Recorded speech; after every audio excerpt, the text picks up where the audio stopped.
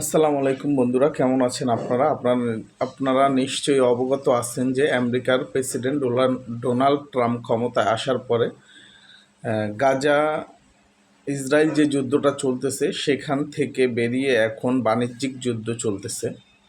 বাণিজ্যিক অবস্থা খুবই খারাপ, কারণ 37টি দেশের উপরে শুল্ক বাড়ানো হয়েছে। সেখানে বাংলাদেশও জড়িত আছে, যেখানে বাংলাদেশের উপরেও 37% শুল্ক আরোপ করা হয়েছে।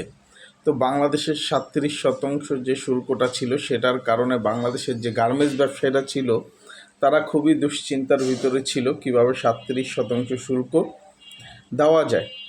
তো সেই জন্য প্রফেসর ডক্টর মোহাম্মদ ইউনূস আমেরিকার প্রেসিডেন্ট ডোনাল্ড ট্রাম্পের কাছে একটা চিঠি পাঠাইছে যেন শুল্কটা কমিয়ে দেয় বা স্থগিত করে দেয়। সেখানে সেই চিঠির জবাবে বাংলাদেশে 90 দিনের জন্য ডোনাল্ড ট্রাম্পের যে 37% শুল্ক সেটা স্থগিত করা হইল।